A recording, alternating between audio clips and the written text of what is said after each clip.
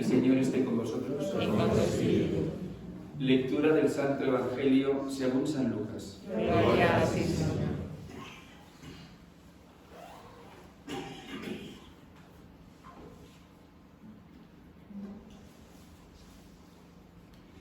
En aquel tiempo dijo Jesús a sus discípulos una parábola.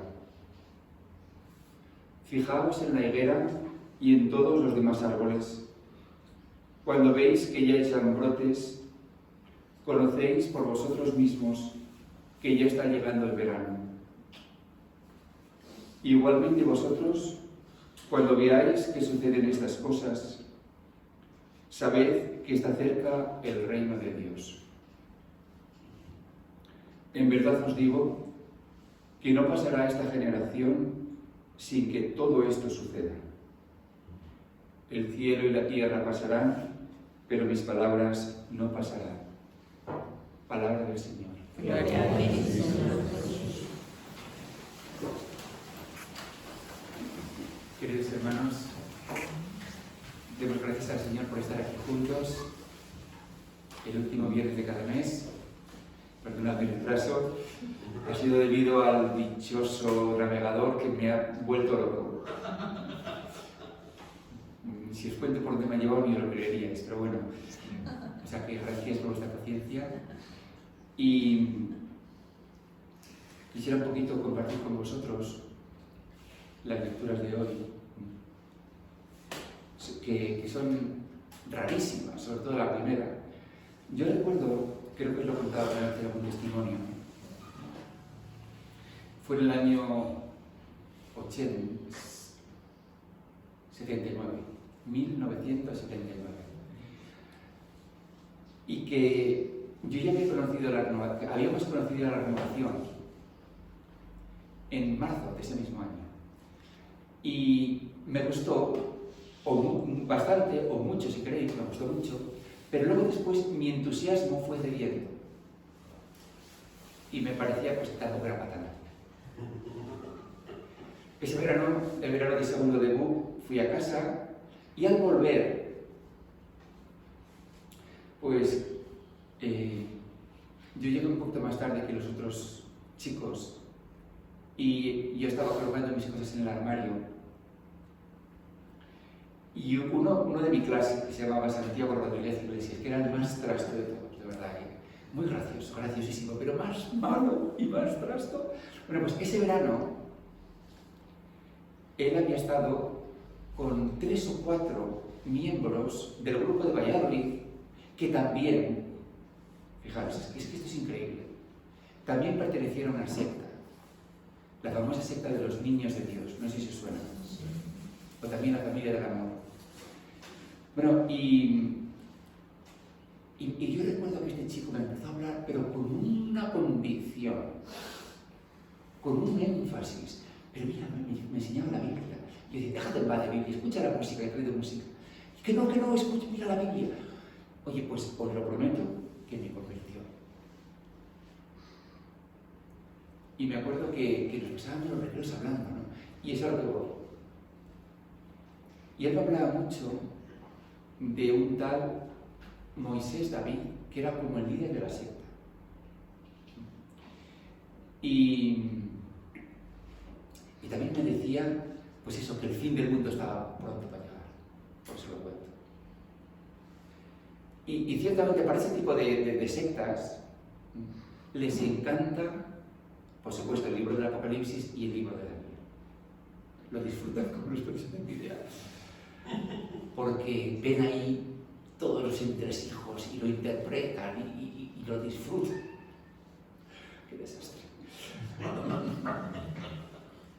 Bueno, pues sí que he de decir que ese chico tuvo una influencia en mí y que luego después las cosas siguieron su curso y conocí pues también a los hermanos dominicos que fueron a darnos algunos retiros y en el 1980, en marzo, tuvimos un retiro de fusión precioso. Bueno, pues esto un poco para ponernos en contexto, ¿no? De qué significan, por ejemplo, el libro de Daniel. Y también, pues, hay otro Apocalipsis en el Antiguo Testamento y luego otro en el Nuevo. La literatura apocalíptica era la corriente espiritual en la que se movió Jesús, y ciertamente los evangelios también están impregnados de ese tipo de espiritualidad. ¿Cuál sería la esencia de la apocalíptica? Bueno, pues básicamente que el mundo está dominado por el mal. Esa es la esencia. La historia es una historia de pecado. El poder es, fijaros, bestias terribles. Por supuesto que los relatos, los libros que se escriben están cifrados, están como en código. Supuestamente los que lo leían y los que lo escuchaban tenían las claves que nosotros ya no tenemos. Por eso se pueden hacer millones de interpretaciones del libro del Apocalipsis y cada uno se queda con la suya, pero eso no quiere decir nada. La función esencial de esta literatura es de animar. Supuestamente se dirige a un grupo de santos o de creyentes que lo están pasando francamente mal, que están en persecución. Y entonces, mediante la literatura apocalíptica es todo evidentemente escrito. Entonces estos libros tienen como función animar, que Dios va a venir. Dios va a venir. Dios va a venir y va a instaurar su reino. Esta es la esencia, insisto, de la literatura apocalíptica. Dios va a venir a instaurar su reino con poder, y a los malvados evidentemente los va a llevar al lago de fuego y azufre. Y a los santos pues los va a glorificar. Más o menos esta es la estructura de toda la literatura apocalíptica. ¿Con qué nos podemos quedar nosotros? Con algo sí, con todo no. Con algo sí, creo que con todo no. Porque, por ejemplo, los que estuvisteis en Santiago, yo os contaba cómo el Evangelio de San Juan ya es un paso muy interesante y decisivo, más allá de la concepción del Apocalipsis, que es lineal y que solo mantiene un plano. José María, solo un plano. No dos, uno. Un plano. El plano horizontal. Y es en ese plano horizontal donde Dios va a actuar. En el plano de la historia. Dios va a actuar en la historia, pero terrible. O sea, por eso los que viven en la literatura apocalíptica no pueden evitar separar el mundo entre nosotros y ellos, que es justamente lo que los cristianos queremos superar. Nosotros los buenos y ellos los malos, a quien Dios va a machacar. Los indios y los americanos, ¿no? Para que me entendáis. Es, insisto, muy primitivo, muy simplote, pero funciona, y es muy atractivo también. Pero no tiene nada que ver, ni mucho menos, con la profunda universalidad de los evangelios y también de San Pablo. Creer que un Dios justiciero va a venir a dar caña, como decía un amigo mío, que decía otro, ¿cuándo Dios va a venir por fin a castigar a los malos, y sobre todo los malos dentro de la iglesia? Ese es el grito de mucha gente, pero Dios mío, ¿hasta cuándo tenemos que aguantarte? Aparecen también los salmos.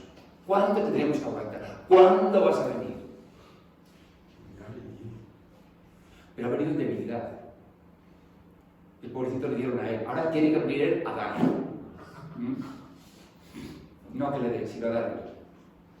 Y a poner las cosas en su sitio.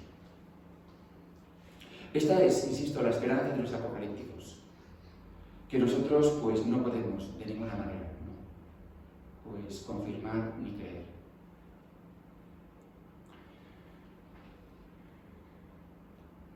Es también, insisto, un cristianismo muy mítico, muy primitivo, simplote, muy fácil de entender, pero también, pues insisto, donde es que fijaros, Esta misma mentalidad es la que tienen, por ejemplo, los terroristas islámicos, más o menos. Más o menos. O sea que la religión puede ser muy peligrosa. O sea, no todo lo que reluce es oro. La religión puede matar, puede destruir. Sobre todo, insisto, si no hay un desarrollo. Por eso creo que bueno es que estamos aquí dominicos terciarios, ¿no? Fijaros, voy a contaros nada más una cosita muy simple.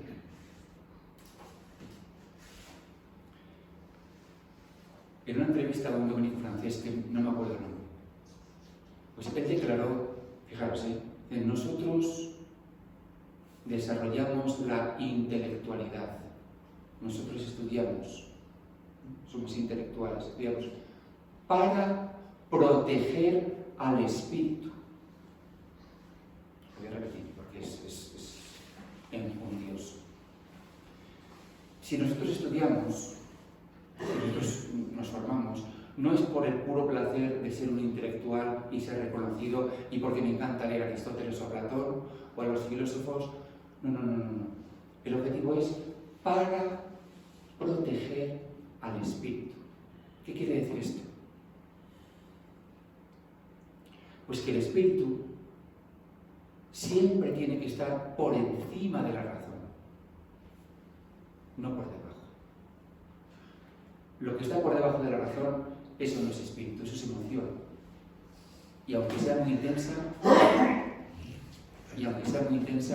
no se la puede llamar espíritu. Entonces lo que hace la intelectualidad es discernir, juzgar, cribar, purificar. No todo lo que es superstición. Fijaros la diferencia brutal que hay entre superstición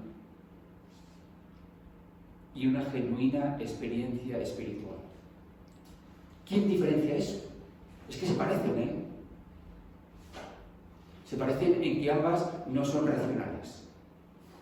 Tanto la superstición como, por ejemplo, pues que pongamos que el SIDA ha venido como un castigo de Dios contra los homosexuales, pongamos. Hay gente que lo cree.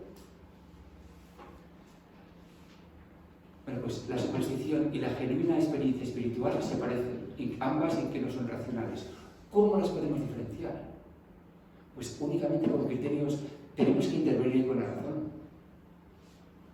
Y lo que queda por encima de la razón, no por debajo, vamos a llamarlo genuina experiencia espiritual.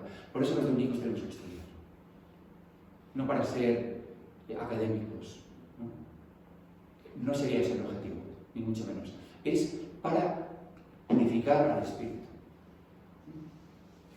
Por eso decía antes que el hecho de que tú creas en Dios me parece bien, pero no asegura de que tu experiencia sea una genuina experiencia espiritual o muy espiritual. Puede ser la de un terrorista. Ya me contaré si esta gente cree en Dios o no. Pero un Dios que les impulsa y en el que se justifican para destruir y para hacer daño. Por eso no todo lo que es religioso lo podemos poner al mismo nivel, ni mucho menos. Tenemos que dar gracias al Señor, insisto, ¿no?, por los dones que hemos recibido. Démosle gracias por pertenecer a esta tradición gloriosa, si me permitís. A mí no me gusta hablar mucho de glorias. Pero en el mejor sentido, ¿no? Santo Domingo tuvo esta intuición. Porque entonces, como sabéis, los sacerdotes pues no tenían ninguna formación. Si lo sabéis, ¿verdad? No estudiaban. Únicamente, fijaros, les bastaba con saber, atención, ni siquiera saber latín. Les bastaba con saber leer la misa en latín, como una maquinita, aunque no entendieran nada. Con eso ya les podían ver. Y no predicaban, evidentemente. Entonces llegaron los herejes, que sí sabían, estaban formados, y se llevaban a la gente de calle. Entonces Santo Domingo quiero que mis frailes sepan.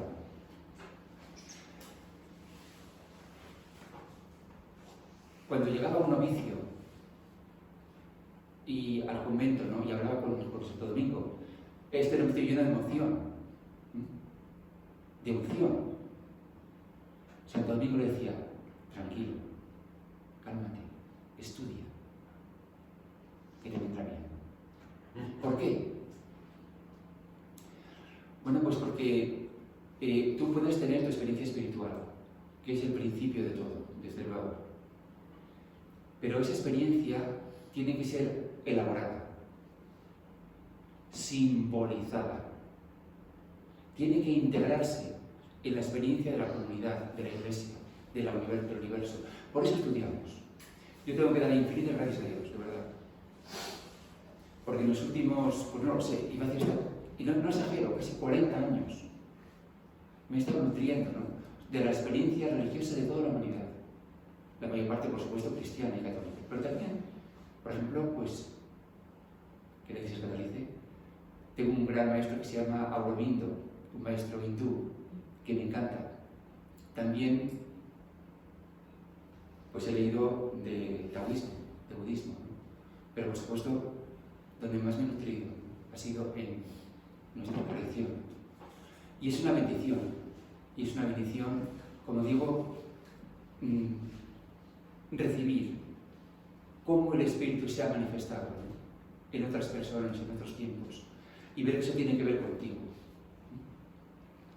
Entonces uno, pues, vas también aprendiendo, ¿cómo no?